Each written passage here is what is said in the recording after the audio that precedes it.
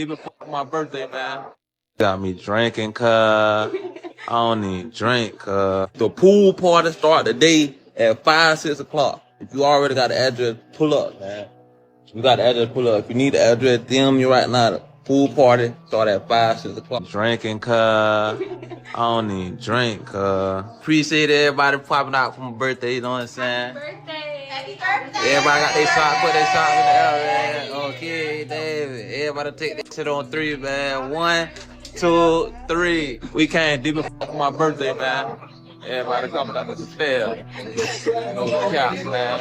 You know what I'm saying? You know what I'm saying? You know what I'm saying? We deep as hell. We deep as hell. 20 deep.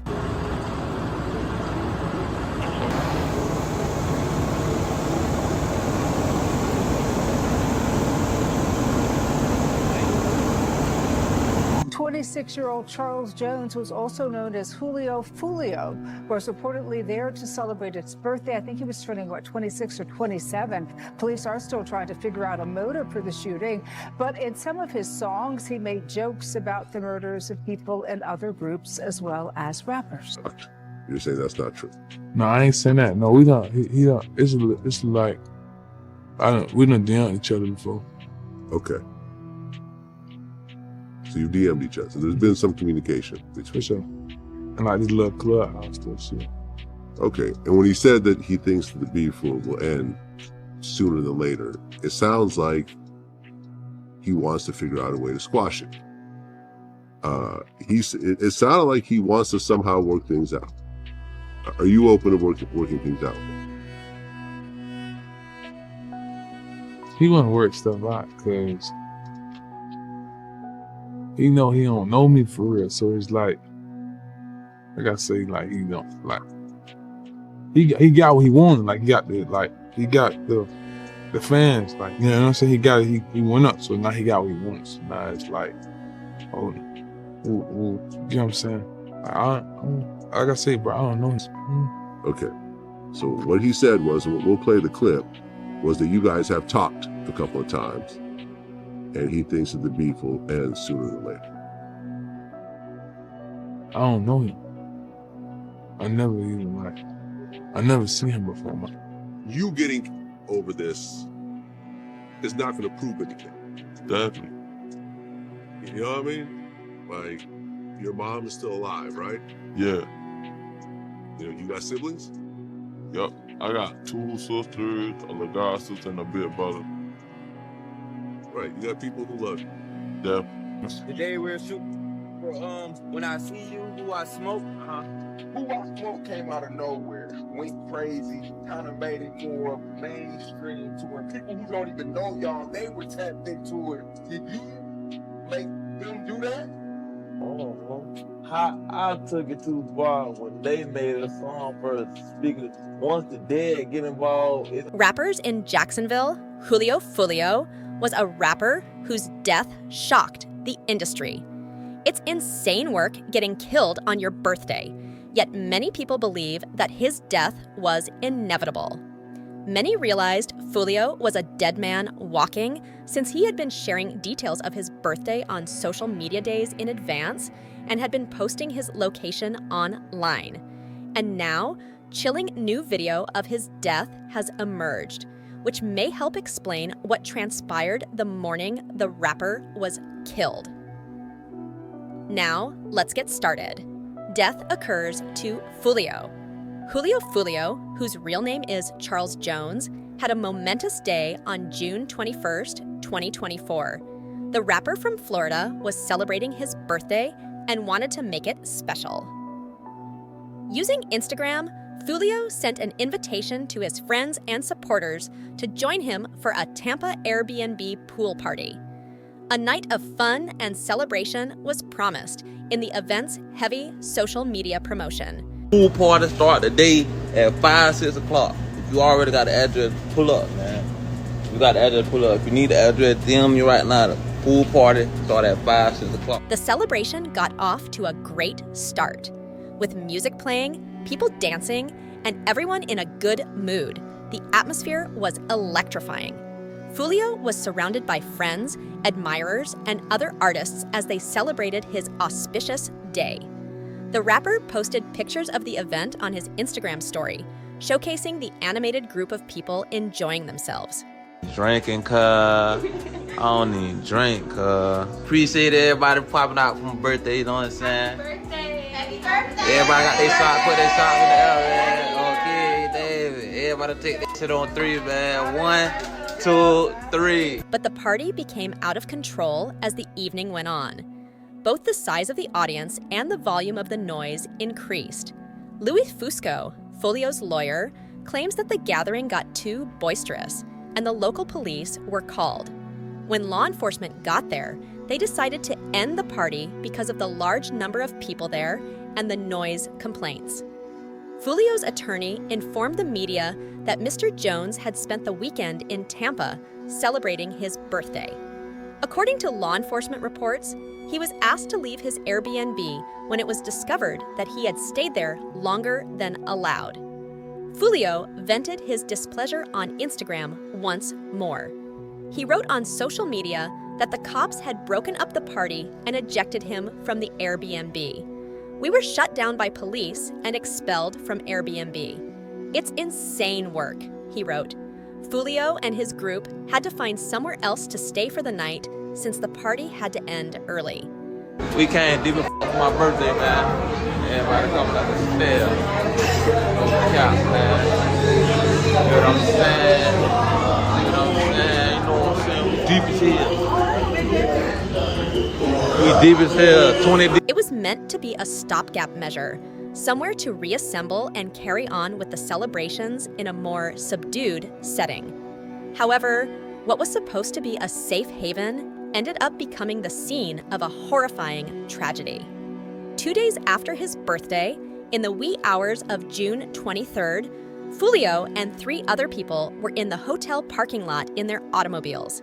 They had no idea that danger lurked around. Unknown attackers moved in and started shooting, ambushing the party with a vicious onslaught. It was an efficient and lethal ambush. The aftermath was heartbreaking and disorganized. When Tampa police got there, Foolio was already dead from his injuries. 3 other people were hurt and taken to the hospital right away. Their conditions were classified as stable. Investigators set up a crime scene in the hotel parking lot, going through security footage and sorting through evidence. The girl from Foolio made a posting on X to express her grief. "I lost my boyfriend to you guys. I detest everyone, and I won't be the only one in tears." The ambulance was the subject of an urgent inquiry by law enforcement. The Holiday Inn's surveillance footage is being carefully examined, but no suspects have been taken into custody as of yet. In Jacksonville, it's a known truth that the killers are not being identified by the police. Who is behind the hit is well known to all. They also published a music video in which they revealed their own snitch just 1 day after the murder. Yungeen Ace, Foolio's principal operator, dropped a music video for the rap song Do It. I never even address him by name. They're my lil do-its. Come on, let's do it. Bitch calls him and claims to have gotten the low. I instructed them to do it. Though Foolio's admirers focused on a woman they think set up the rapper, everyone in Jacksonville knows who did it. Some admirers claim that she assisted in setting up Foolio and helping to organize his party. She was with the rapper based on her post from that evening. One post, though, looked a little fishy and appeared to reveal their whereabouts. What's going on then? Arrive at reality 18. Till 6, Julio Foolio was open. The woman, who had received multiple death threats from Foolio's fans, denied any connection to the rapper's murder. She cleared her reputation on Instagram by claiming that she only shared content that the rapper had approved. We only shared one narrative post, Toy Share, which we were given permission to post on his behalf. The flyer we distributed, which was also mentioned in a post by the artist. Everything went perfectly that entire evening. Positive energy and no negative vibes. Considering how smoothly the evening went, this was totally unexpected. She wrote, "Please stop spreading these completely untrue and inaccurate fake rumors and posts." Furthermore, Foolio had received multiple warnings that there was a bounty on his head, despite her admirers' attempts to hold her responsible for the rapper's death. Foolio is informed that there are individuals trying to get him in an X space that surfaced, but he ignores the warning. I'll cash out on you. I'm not I'm scared of y'all. I don't want no. Aside from that, when he posted about the party a few days previously, his admirers pleaded with him not to throw it. The rapper revealed his birthday plans in Tampa on June 14th, along with the time, on an Instagram flyer he posted.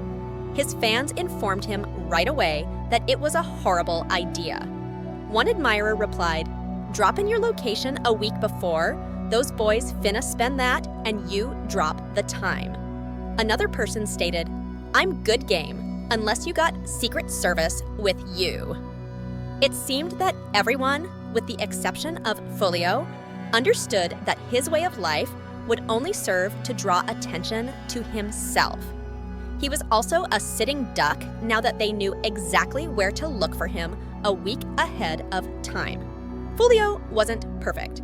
For many years, Jacksonville, Florida was immersed in a brutal gang war, with him as one of the two faces. He was one half of the notorious ATK versus KTA gang war in the city that has resulted in numerous fatalities. The two most dangerous gangs in the city are these two. And now that he has contributed to the gang war, Foolio is a victim of it. To what extent are these two groups dangerous? The KTA of ATKV. One need only study a few of the senseless killings committed by Foolio's KTA and Yungeen Ace's ATK to comprehend why they are regarded as Jacksonville's most dangerous gang members. First up, we have Corbin Odell Johnson's murder by KTA. The energetic 18-year-old FaceTimed his pals at 4 in the afternoon on July 11th, 2018. They had no idea that this would be the final time they saw Corbin alive. Corbin had informed his pals that he was waiting for a ride at Amazon while attending a job interview. Corey Mormon, his father, related how he dropped his son off at 5 p.m. for a job interview with UPS and then picked him up 45 minutes later. Later, at 8 o'clock in the evening, he took Corbin to his mother's house on Biscayne Bay Circle. The last time Melissa Mormon Jackson, his mother, saw her son was around 9:30 that evening. As time passed, Corey sent his son a text message at 8:45 the next morning, and when it went unanswered, it set off an alarm, a ringing in his dad's heart. The family became so concerned that they took official action at 6:30 p.m. on July 13th and reported Corbin missing. The Jacksonville Sheriff's Office started looking into it, but they never found anything. Weeks became days, weeks became months, and months became a year of excruciating uncertainty.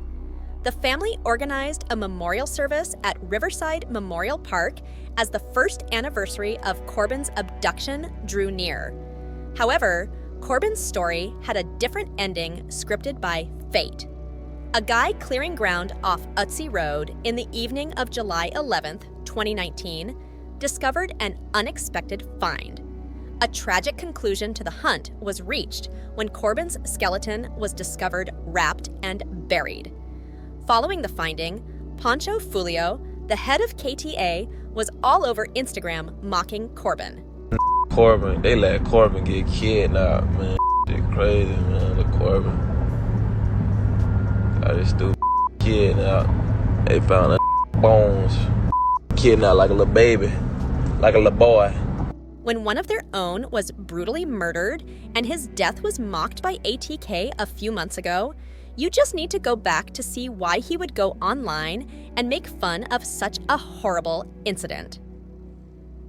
A 16-year-old Adrian Gaynor Jr., often known as Bibby, was attending Grand Park High School when he had an unfortunate incident that left his family in deep grief and the city reeling.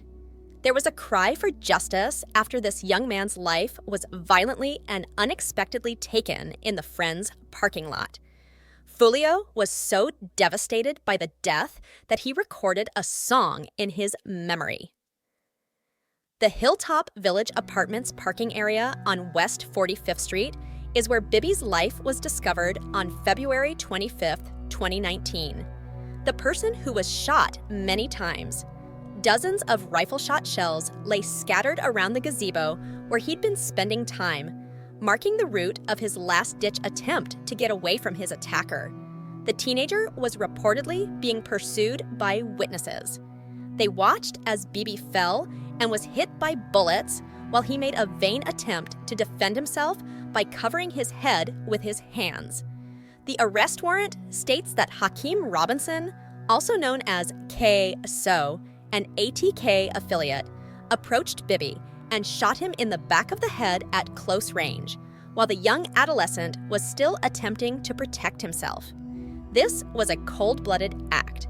The arrest warrant also revealed that K-So had turned to social media following the infant's death, posting a number of pictures and videos that appeared to be boasting about the murder of the kid.